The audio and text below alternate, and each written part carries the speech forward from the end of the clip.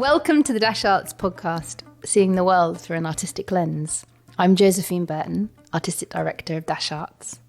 And this is episode 5 of our series on our public house. If you haven't already, we encourage you to go back and listen to our previous episodes too. Last year in 2023, Dash Arts embarked on a new project exploring who we are as a country based on and inspired by the things that people felt passionate about and wanted to change. Food, heating, transport, toiletries, the internet, light.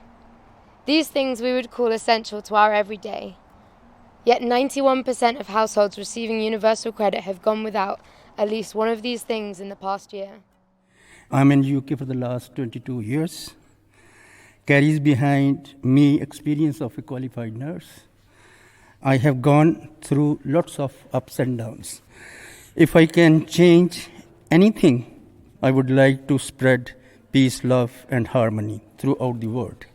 Put the litter in the bin. It's free. It's worth saving the planet for the next generation. Football can't come home if we don't have a planet. Housing is at the heart of people's lives. A safe place to call home is one of the most fundamental building blocks of human life. Why is it took me to get to prison to figure out I needed extra support? If I had access to an education healthcare plan, I would be following my dream of becoming a dancer. We need to spend good quality time with our children, yes. And all the employers need to accept it or let us work part-time. Yes. And work should be flexible, help the mothers, help the kids, and it makes better for everybody. Have you ever considered being buried in a mushroom? Or that this whole building could be made from mushrooms? I can't remember how I discovered the mushroom coffin, but since I did, I haven't been able to stop thinking about it. You won't be able to either. I know you're still thinking about dying. Relax, mushrooms are your friend. They'll feed you, they'll clothe you, and they'll hold you when you die. Thanks. So at Dash, we create multi-year projects where we go deep into an idea and research it. This particular project, exploring what it is to be English, has been inspired by all these wonderful speeches, and we're now making a show with them. I'm creating the play with writer Barney Norris, and I caught up with Barney about the process so far and how it's been for him. So my name's Barney Norris. I'm a writer, and I write plays and I write novels. I write whatever anyone will let me, really. I started out as a playwright. About 10 years ago, I had a show called Visitors, which did quite well, and that allowed me to go full-time as a writer. And then once I was a full-time writer, I started publishing novels as well. So I published 4 of them too, and I've got to go on some great adventures as a result of writing. I made a play at the Bridge Theatre. I made a play with Kazuo Ishiguro. I got to work with some amazing people like Athol Fugard and Bernard O'Donoghue and Carol Churchill and things like this. It's been great fun. And now I'm working on this. And what was it about this that appealed to you? Oh, well, it was quite a weird, eerie sort of thing to come into my life, because obviously the theatre attracts people of a certain activist bent. I think there's a strong sense of storytelling for social justice that runs through a lot of the contemporary theatre industry. But nonetheless, it's not necessarily common to get a sort of a message out of the blue about a project that chimes so precisely with one's own values. And the quite eerie thing that happened for me was to be contacted. And I was just in the process of engaging as a political candidate at this general election, when I got this approach about creating a story that could cover that territory, that could cover political engagement and the general election, and you wanted to tell a story about a pub, and I've written at least 3 plays set in pubs. I love the pub as metaphor, as social metaphor and national metaphor, and that felt incredibly exciting. And you'd been on this very extensive national journey of community amplification, and that chimed very precisely with a lot of things I've done in my work to try and create work that articulates communities appropriately. I think one of the issues we have with mainstream culture is that it can be quite effacing of local difference, local specificity. The real diversity and plurality of culture is sometimes effaced by the mainstream. You know, if you were to watch telly every night, you would think most people were either police officers or murderers. And in my experience, that's not precisely correct. And I think one of the great things that theatre can do is amplify the under-articulated. So almost the first thing you did was send me, I think at the time it was 115 speeches. That is extraordinary in the context of theatre making, the kind of rigour to keep the notes of the whole process so that someone coming in year 2 of the project can still absorb, okay, obviously I'm never going to get the atmosphere in the space, and I'm never going to get the precise conversations that led to the speeches you'd collected, but to be able to gather that, it was such a well documented process that it was very easy through that, and obviously through conversation with you, to catch up. I don't know, but if a writer listens to this, maybe they'd be able to connect with this. Sometimes you write something down and then you come back to it 6 weeks later and you can't tell how you got to the thought. You can't tell, you've got a note like, oh, they need to catch fire and turn into a tiger, and you can no longer remember what brilliant metaphor that was. It just looks rubbish. And I think it was possible to excavate a lot of the detail of the work that had been done. And also we just had this sort of fantastically resourced, immersive kickoff, right, where we went almost immediately into, once we'd had our first conversations, we went into this workshop process at the National Theatre Studio, and it was incredibly exhilarating and frightening, because you're absorbing a project and trying to catch up. And I always find you get the project wrong the first few times you work out what it is, if that makes sense. You think, oh, it's a play about this, and then it's only through writing it that you go, oh no, it's a play about that, and then it's through hearing it that you go, oh no, it's a play about that actually.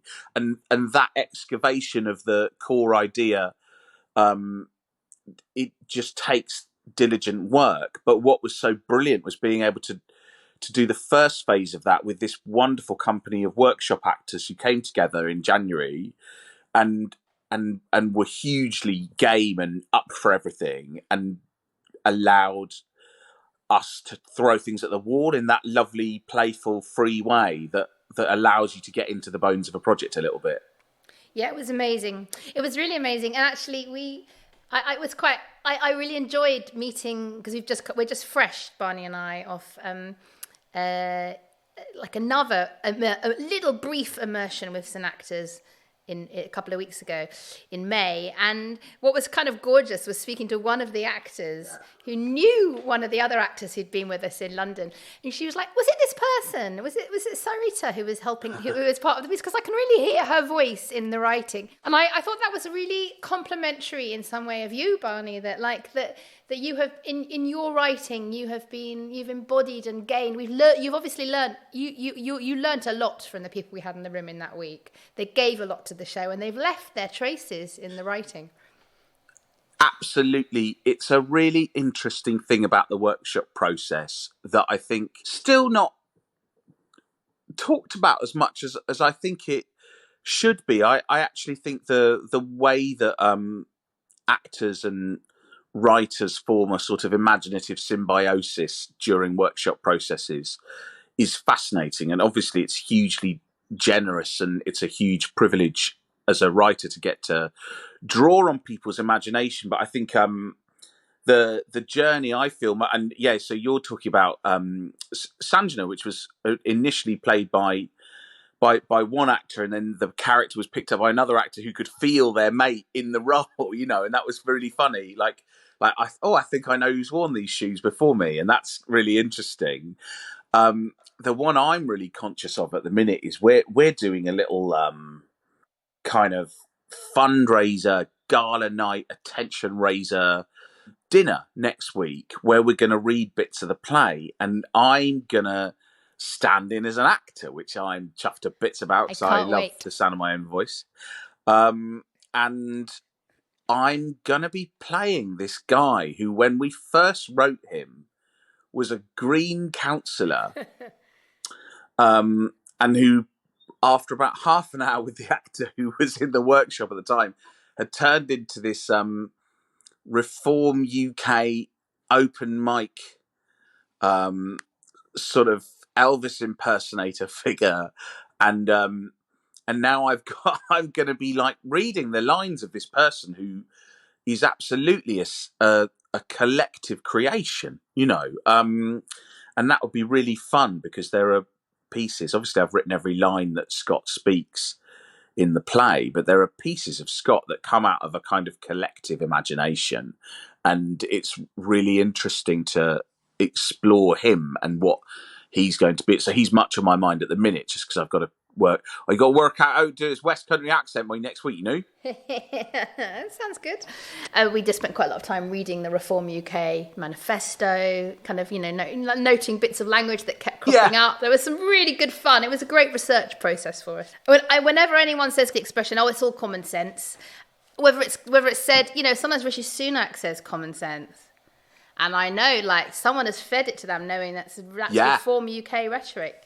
Deliberately, he's using that stuff. Absolutely right. And, as this is a theatre podcast, I'm sure there will be a lot of big Rishi fans listening. So we should be clear about saying, we're not saying Rishi Sunak co-opting the rhetoric of the Reform Party is inherently a bad thing. It's just that's who he wants to be like, and that's fine. Those are his friends, and that's who he thinks is cool. And when I was young, I used to wear the T-shirts of bands I thought were great, and Rishi thinks Reform are great, and that's really exciting. And, whatever job he has after July the 4th, I'm sure those guys will still invite him to their parties, and he'll get to hang out with them, and they'll like his tweets. It'll be great, Yeah. Bit of a commute from California, though. I reckon he feels a deep emotional connection with his constituency in Yorkshire. I can't believe you'd suggest he'd ever leave it. He loves it there. He loves it. So, Barney, not only have the actors really informed the characters and helped us understand, were really, useful, both wonderfully valuable, both in January and in May. But the other bit has been that we've brought some of the participants back into the room. And that was always the intention. So I wondered how that's been for you, meeting the people who voiced the speeches you've read. Well, hugely exciting, because feeling of enfranchisement that arises out of people not just speaking their own, but actually speaking their own to each other. I think the collectivity of people gathering and talking about what they want to see change in their community is really crucial. And it's something we've been interrogating, isn't it? Is this idea of people being given support to articulate their desires is great, but to what end? Who to, and what are the transformative effects of people having access to the tool of rhetorical argument? And I think the answers to that lie in people hearing each other. What you feel is a kind of growth of common ground, a growth of shared empathic understanding. And really, it's a sort of extended advert for town hall events or for the Quakers or such things. Just the collective sharing of experience becomes, I think, quite empowering to the people who participate in it. Well, that's what I felt personally listening to people read their stuff. And we're continuing to work with the participants, sometimes generating new speeches and other times just returning to support people in finding other ways to articulate the changes that they want to see. It's partly because we're continuing to learn from them and keen to support their own individual journeys as activists and individuals. It's also partly because every show, when we eventually put on this production, will feature some of the participants. We do need to keep generating more speeches so that we've got more people who are up for the experience of sharing bits of their speeches on stage. So it's a sort of double imperative, firstly, because we want to go back and learn from them, and firstly, because we need to go back for the show. But it's meant that we returned last month to HMP Style, where we were last year, and also to Manchester Deaf Centre. It was really amazing to return to both of those communities where we were last year.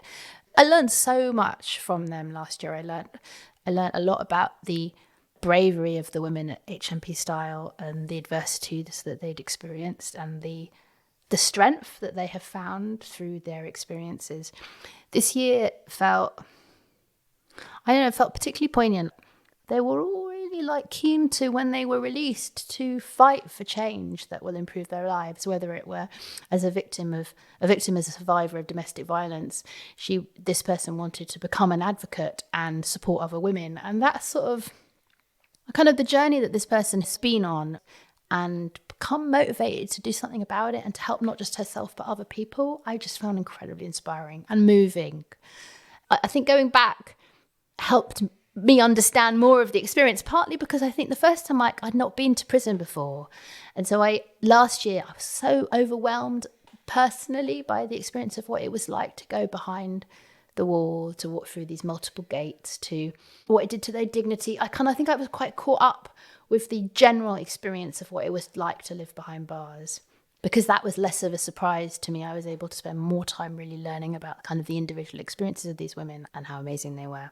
Likewise, we spent quite a lot of time with the communities in the Manchester Deaf Centre, helping them to think through the structure of how you make an argument. You move from explaining what the problem is to explaining what the solution could be and how it would improve everybody's lives. And just that act of sharing that sort of structure with people, through BSL interpretation, was challenging for us and challenging for our participants. And actually, there were these moments when the participants sort of understood what it was that we were trying to do with the speeches. There were kind of light bulb moments for them. For us to be able to give them that opportunity and then hear them felt exciting and also quite sad that no one had given them that opportunity, or they felt that no one had given them that opportunity. I am Barbara, and I am one of the volunteers at the Wellbeing Group. I'm a BSL Level 3 student, so I volunteer once a week just to help out and to learn some more sign language. So you've been in the workshop with us today, where we've been working with the Wellbeing Group, teaching them to write a political speech. What have you been noticing just being in the room today and seeing people work? I think it's very impactful coming into a space inhabited by the deaf community and asking for their opinions without any kind of not asking them to come into a hearing space, coming to the deaf space and showing an interest in the deaf community, because it's a very insular community. I think it means a lot. People are getting really passionate about these barriers, and getting the chance to talk to someone who doesn't know that those barriers even exist. Sorry, that was a bit of an assumption, but the hearing world often doesn't realise that these barriers exist. It's just the small things that, as a hearing person, we don't even consider that those are going to be problems. Having people get the chance to talk about these problems to people who didn't even realise those problems were there necessarily. So we've been continuing to work with Henrietta van der Blom, who is a lecturer in ancient history at the University of Birmingham, and Alan Finlayson, Professor of Political Science and social theory at the University of East Anglia. We've spent a lot of time together over the last year working and learning and finessing the way the workshops work. So they came back with us on the journey. Alan and Christina, our brilliant senior producer at Dash, and I sat outside in Manchester. It was raining, sadly. It's quite often raining whenever I'm in Manchester. We reflected on the experience of going back to work with the Manchester deaf community.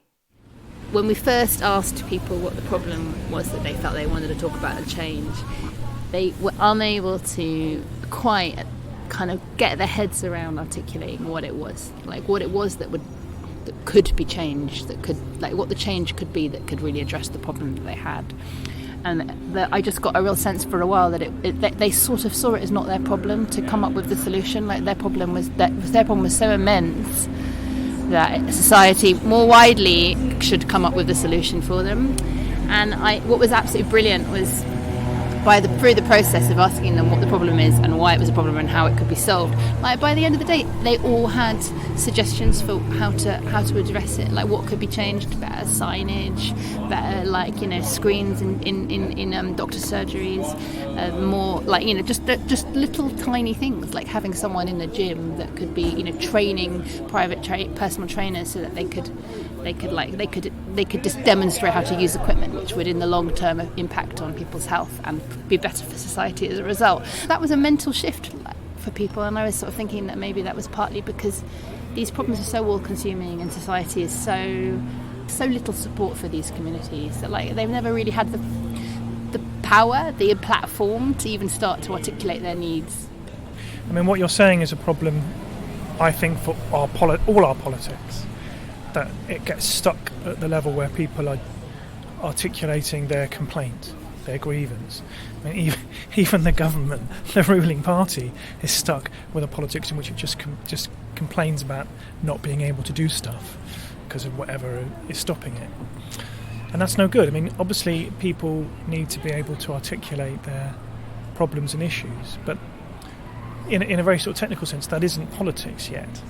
Politics is when you get together and turn that grievance into a demand that you make to the council, the country, society, whatever it is.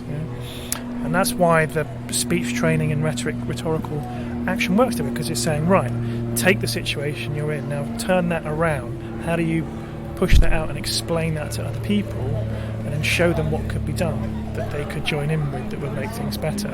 So it doesn't deny that initial source of complaint or grievance, but urges you not to dwell in it.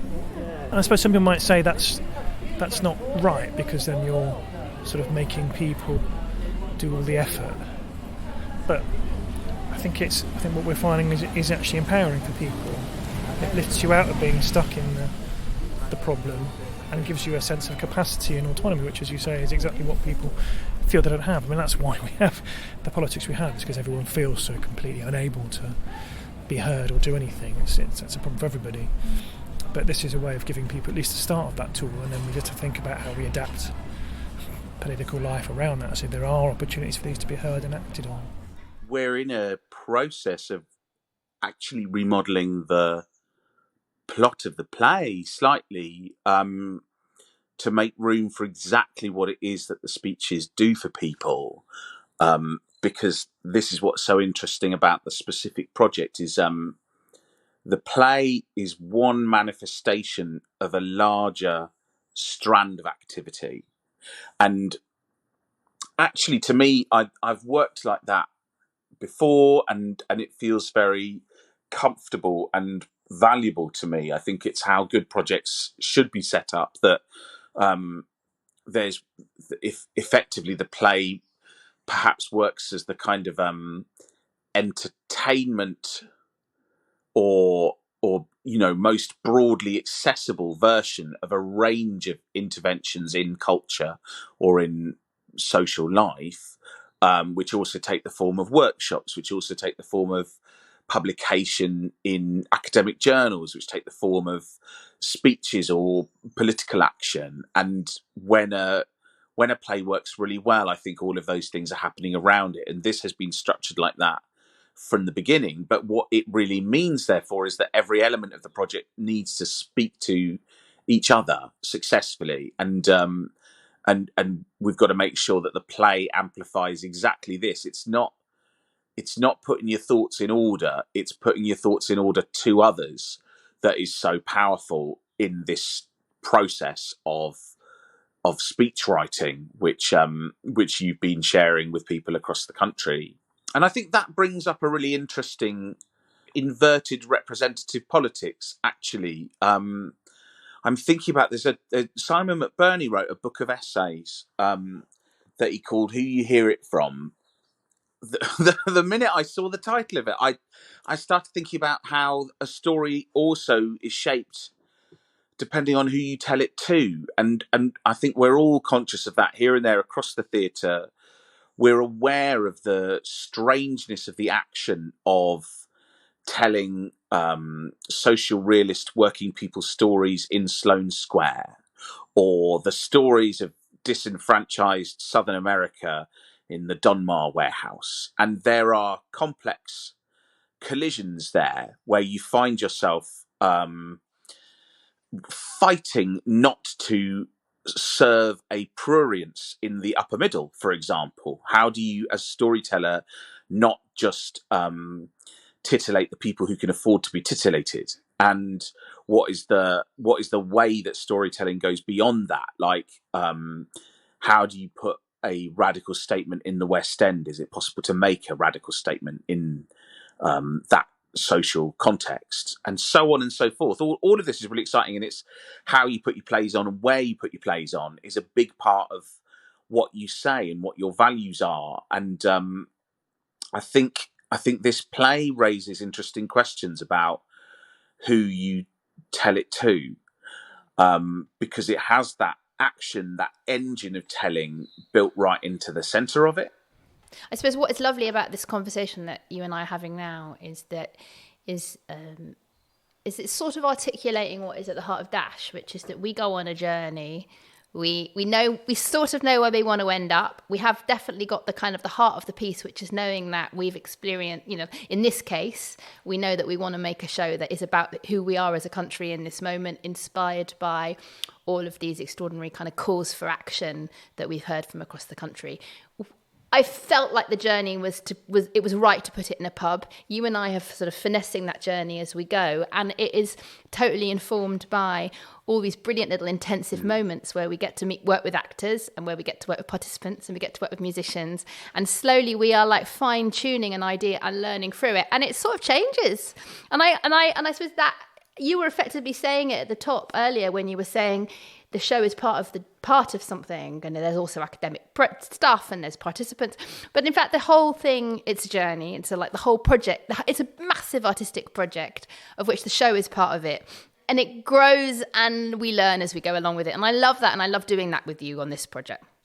Yeah, it's what I felt really excited about with Dash was that there was this kind of pan arts, slightly total theatre. It's very script sort of, it's very protective and nurturing of text, but also there are music workshops running in parallel. There is a thought about physicality that comes in very immediately in the journey of thinking about how to share the work, how to platform the work, and things like that, which are, it's not radical. You don't make everyone sort of bathe in goat's blood every morning or anything, but it is different to the text-based developing process that has been my own and has built most of my plays. And so I love that as you say, because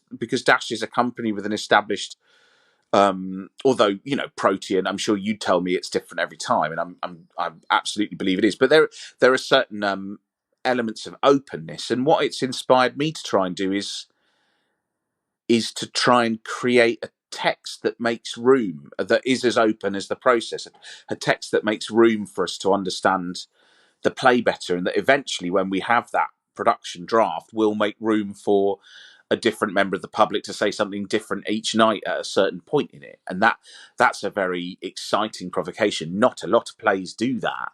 And often when they do, it doesn't quite land. And so it's a really great thing to try and get right, because it can be got wrong, as with everything else in the theatre. I couldn't agree with you more, actually. I think in April, when it was you, me and Jonathan and Nick talking about what the music was, and we were talking a little bit about like the point of the speeches and the point of the music, and how the speeches aren't monologues. They are crafted and written to be delivered.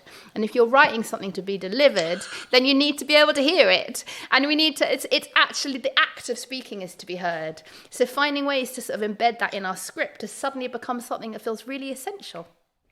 So, Josephine, I mean, right now we're sitting in a stage management office in the Theatre Royal Stratford East. In fact, we're sitting on some beautiful chairs that must have been in the theatre. I don't know why don't know why they've been taken out. They're very comfortable.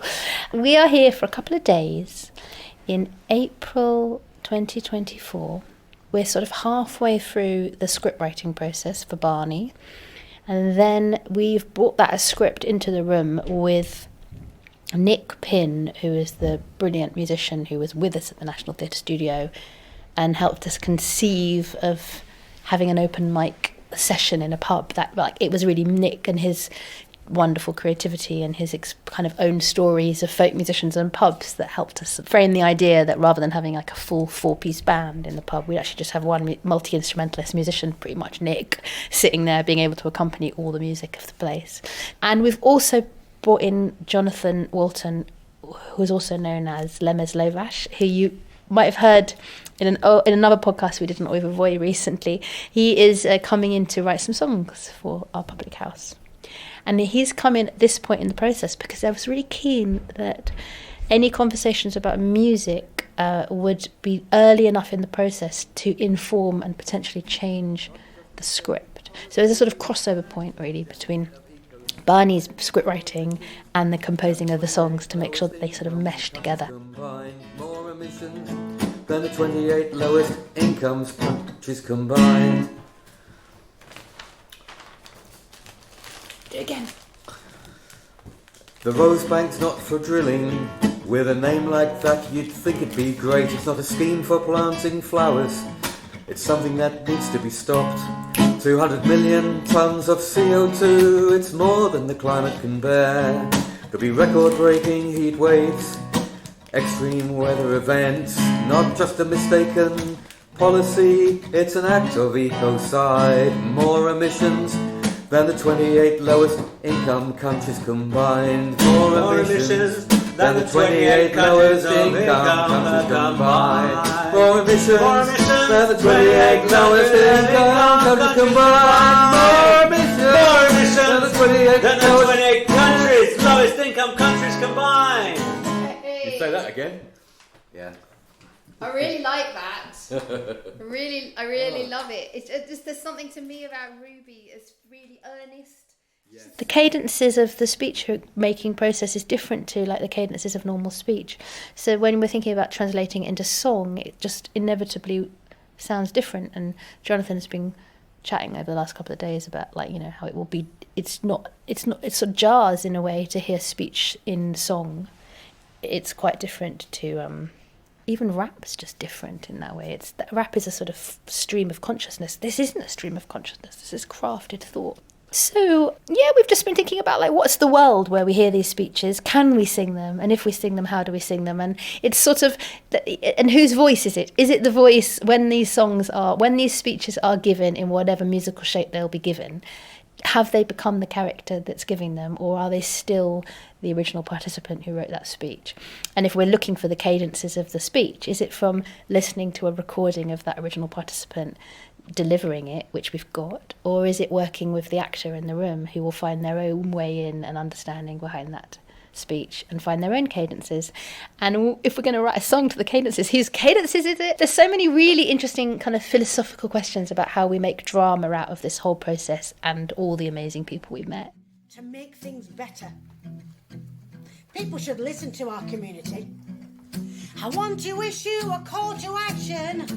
Please listen. I want to issue a call to action. Please listen. In these hard times, we should focus on the small things. strength of our communities, built on the small things, reducing isolation and loneliness of all things. Look people in the eye. And basically, just tell the truth. Do you know what I mean? Please listen. Just tell the truth. It's not hard, is it?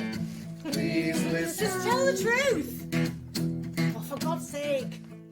It's happened now that the election's been called, and you're just, the player's not, the current draft is not finished, right? So you're going to be writing the sort of the second act of the show over the next couple of weeks as we're building up towards the election, and then the election is going to change things. And I'm interested in, like, if do you have any particular thoughts on that? But I'm also conscious that, like, we've got this, we're in this sort of amazingly brilliant situation that you're not only writing a play about politics, you're also standing as an MP for the Green Party in Salisbury. So there's you're actually kind of experiencing what it's like to be a politician. How is this? How is it all sitting with you? Well, I mean, the first thing to say is, once this recording's done, we should totally talk about this 1st of July delivery date I promised you for the end of the next draft, because I feel like that's going to be quite a busy day, but I won't miss it by much, I promise. I won't. I'll try. It's so interesting. I think what's brilliant is I think we found a way quite early on to lock into writing a play that is a fable, a play that draws immeasurably on the current political climate and current political events, but which nonetheless, I think you had this idea from the beginning of, wouldn't it be amazing to write a play that could be set wherever it was going on? So, like, on the course of an 8-venue tour or a 4-venue tour or whatever theatre you popped up in, you could say, it is set here tonight. And that was a really exciting provocation for me, because my work is incredibly, my sort of instinctive starting point is always place.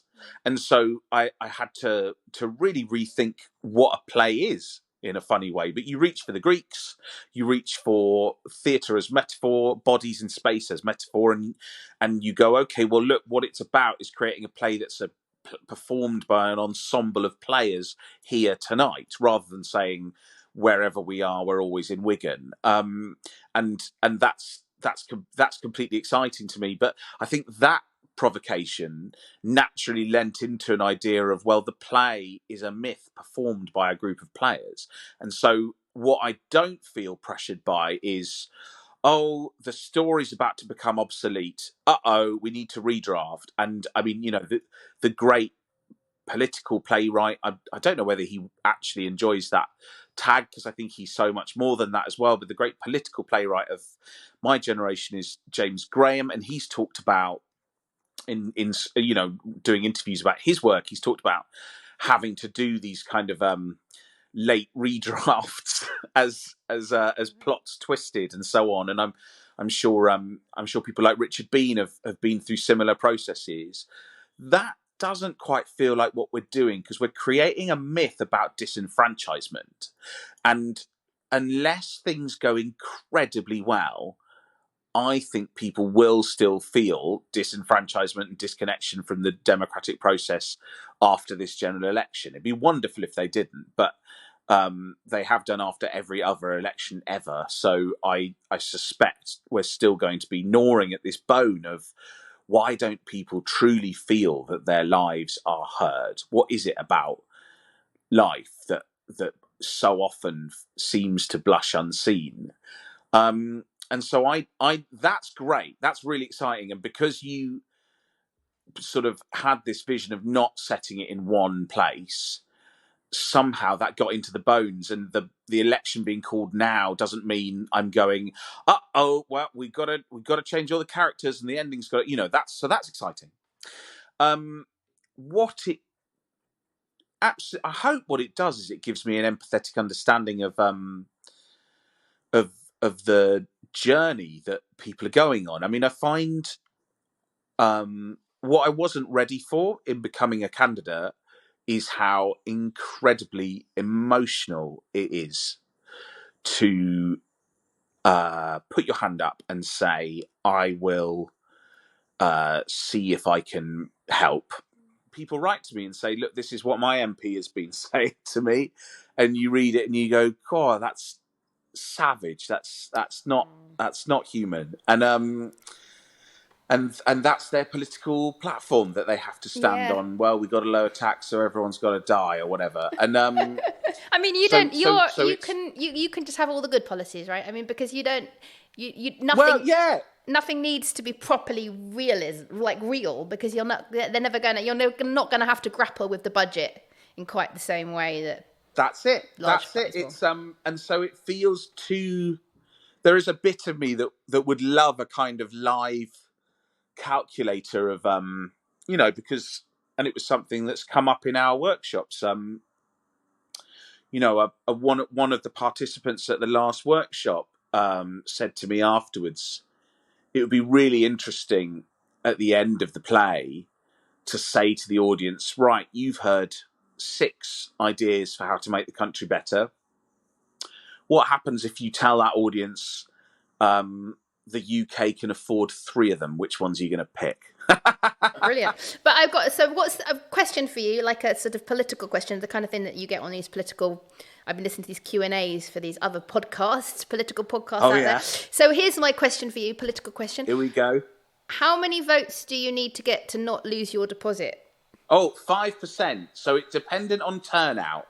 But if you can hit 5% and you get your 500 quid back, we're going to be all right. I think what the strategy here is to build the case, to build the environmental case. And so if we can build the vote share at this election and create a larger platform, then at the 2026 local elections, because our next local elections are 26 rather than this year, we can hopefully get over the line and get a councillor or 2, which would be lovely. Great. That would be amazing. Maybe you. Maybe. What I really think about all theatre workers is that they are, because the fees are so good in theatre, they are very time rich. And so I do think we've all got so much time on our hands because we're so overpaid in the theatre. And so we should be working as counsellors, because otherwise what are we going to do with our evenings, And I am just looking out for more voluntary work. By the way, you said that line, life blushes on scene, and I've never heard that expression before, and I'm grateful to you for sharing it. It was beautiful. Oh, well, in that case, you need to read more poetry. I was quoting Robert Gray's elegy in a Thomas. Oh, Jesus, what's Gray's first name? Yeah, Robert Thomas. Thomas Gray. Gray's I googled elegy. it. Thomas Gray. Yeah, I don't know who Robert Gray is. I'm sure he plays left back for Sunderland or something. Thank you so much for your articulate, clear, funny reflections. They were great. Personally and totally selfishly, I hope he doesn't get elected a member of Parliament for Salisbury, because then he might never finish the play. But I wish him all the best, despite that. And he and I will continue to create the play and for it to evolve, and we're going back into further communities over the next few months. And then, really, over the next few years, continuing to finesse it and build up a tour plan and a production plan and get this show on the road in 2026. What I really hope we will be able to do is to continue to go back into the communities between now and 2026 so that we really embed our public house everywhere we go. We've got these wonderful casts of community participants. He'll be at the heart of every evening's show. Our public house has been funded by a brilliant collective of funders, including the Arts and Humanities Research Council, Arts Council England, 3 Monkies Trust, the Thistle Trust, and many, many wonderful individuals. My deepest thanks to all the people who've shared their stories by writing speeches with us. And thank you to our partners, Alan Finlayson and Henrietta van der Blom. And, of course, to John and Nick, whose music you've heard in the podcast, and to Barney for sparing us some time in his very busy election campaign. If you want to know more about the project and when and where you'll be able to see the production, head to -arts.org.uk and sign up to our newsletter. If you like the Dash Arts podcast, please subscribe, like, and tell all your friends about us. Your support means the world to us. Thank you very much.